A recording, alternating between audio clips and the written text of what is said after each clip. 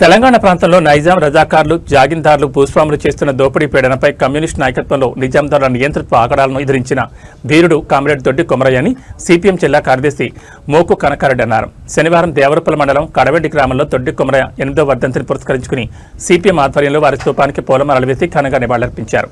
అనంతరం ఏర్పాటు చేసిన సభకు సిపిఎం మండల కార్యదర్శి ఇంటి వెంకటరెడ్డి అధ్యక్షత వహించగా కనకారెడ్డి పాల్గొని మాట్లాడుతూ కమ్యూనిస్ట్ పార్టీ నాయకత్వంలో పెద్ద ఎత్తున పోరాటాలు నిర్వహించిన ఫలితంగా తెలంగాణ ప్రాంతాల్లో పేదలకు భూములు పంచడమే కాకుండా స్వేచ్ఛ స్వతంత్రం రావడం జరిగిందని, తెలంగాణ రైతాంగ సాయుధ పోరాటంలో తెలంగాణ తొలి అమరుడు దొడ్డి కొమరయ్య అని, కేంద్రంలో అధికారంలో ఉన్న బీజేపీ ప్రభుత్వం ప్రజలు పోరాడి సాధించుకున్న హక్కులను భూములను గుంజుకునేందుకు ప్రయత్నం చేస్తుందని, ప్రాజెక్టుల పేరుతో అదానీ అంబానీలకు కట్టబెట్టేందుకు ప్రయత్నం చేస్తుందని, ప్రజలు వారి ప్రయత్నాన్ని తిప్పికొట్టాలని, రాష్ట్ర ప్రభుత్వం ఎన్నికల్లో ఇచ్చిన వాగ్దానాలు అమలు చేయకుండా కాలయాపన చేస్తుందని, నిలువ నీడలేని ప్రజలు గుడిసెలు వేసుకుని నివసిస్తుంటే సౌకర్యాలు కల్పించాల్సిన ప్రభుత్వం వాళ్ల గూడను కూల్చేసి దుర్మార్గ పద్ధతి ఒడగడుతుందని, గుడిసెలు వేసుకున్న వారందరికీ పట్టాలు ఇవ్వాలని, ఇందిరం ఇండ్లు అర్హులైన వారందరికీ ఇవ్వాలని, పెన్షన్, నిరుద్యోగ భృతి, జిల్లాలో పెండింగ్లో ఉన్న రిజర్వాయర్ పనులు వెంటనే పూర్తి చేసి రైతాంగానికి సాగు త్రాగునీరు అందించాలని, జిల్లాలో రైతులు, కూలీలు, కార్మికులు, కర్షకులు, విద్యార్థులు, యువజనులు, వృత్తిదారులు, మహిళలు ఎదుర్కొంటున్న సమస్యలపై సిపిఎం చేసే పోరాటంలో కొమరయ్య స్ఫూర్తితో ప్రజలందరూ ఐక్యంగా ఉద్యమించాలని వారు పిలుపునిచ్చారు.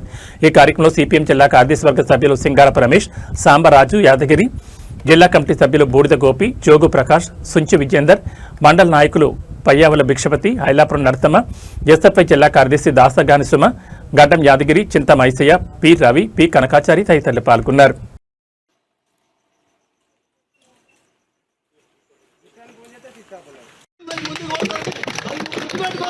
అది ఏ రూపంలో అయినా ఎర్ర జెండా అవినీతి ఉన్న దగ్గర, అక్రమం జరిగిన దగ్గర, అన్యాయం జరిగిన దగ్గర అది ఏ రూపంలో అయినా ఎర్ర జెండా ఎగురుతుంది. ఎర్ర జెండాకు ఉన్నటువంటి గొప్పతనం అది, ఎర్ర జెండాకు ఉన్నటువంటి త్యాగ గుణం అది. అందుకోసమే ఈ దేశంలో దోపిడి ఉన్నంత కాలం, దోపిడి పోయేంత వరకు ఎర్ర జెండా ఉంటుంది. అది నక్సలైట్ల రూపంలో, సిపిఎం రూపంలో, సిపిఐ ఎంఎల్ రూపంలో, సిపిఎం రూపంలో ఎర్ర జెండా ఎగురుతుంది. అందుకోసం ఈ దేశంలో ఖచ్చితంగా రాబోయే కాలంలో ఎవరైనా అనుకున్నారా శ్రీలంకలో ఎర్ర జెండా ఎగురుతుందని? భారతదేశంలో చాలా మంది అంటారు సిపిఎం ఎక్కడుంది, సిపిఐ ఎక్కడుంది, ఎర్ర జెండా పార్టీలు ఏడున్నాయని. ఖచ్చితంగా ఉంటాయి, ఎర్ర జెండాలు ముందుకు పోతాయి. ఈ దేశంలో భారతదేశానికి స్వతంత్రం వచ్చిన తర్వాత ఇన్ని సంవత్సరాల కాలంలో దేశంలో ప్రజలందరికీ కూడా అనేక హక్కులు సాధించి పెట్టేవాళ్ళు. పార్లమెంట్ లో బయట ప్రజా ఉద్యమాలు నిర్వహిస్తూ ప్రజల పక్షాన ఎర్ర జెండా ఉంటుంది.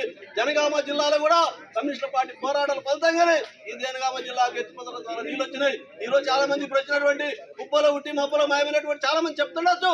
కానీ ఎర్ర జెండా పోరాటం ఈ ప్రాంతానికి మరి సాగు కావాలి, అది ఎత్తిపోతల పథకం ద్వారానే వస్తుందని చెప్పేసి కేసీరెడ్డి గారు ప్రారంభించిన పోరాటం ఈ రోజు కార్యరూపం దాల్చి మరి గ్రామీణ ప్రాంతాలకు ఈ రోజు నీళ్ళు వస్తున్న పరిస్థితి ఉంది.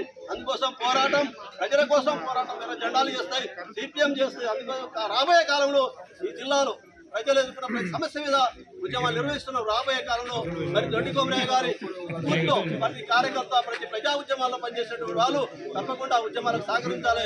దొడ్డి కొమరయ్య గారికి మరొకసారి విప్లవ జోహార్లు అర్పిస్తున్నాం. అదే సందర్భంగా రాష్ట్ర ప్రభుత్వం కూడా ప్రజలకు ఇచ్చిన వాగ్దానాలు అమలు చేసిన అవసరం ఉంది. ఈరోజు రాష్ట్ర వ్యాప్తంగా పేదలు కృషి చేసుకుంటే కృషి కూడగొట్టే దుర్మార్గం చర్య కొడిగడుతున్నారు. అందుకోసమే జానాడు ఇల్లు కోసం, జాగ కోసం, మరి వాళ్ళ కూడి కోసం పిట్టలకు కూడి ఉంటుంది చట్టం మీద, మరి వాళ్ళు పేదలకు కూడేస్తున్నది అక్కడక్కడ కూడకూడదు పరిస్థితి ఉంది. అందుకనే కాంగ్రెస్ వాళ్ళు కూడా ఈ ప్రజలకు ఇచ్చిన వాగ్దానాలు అమలు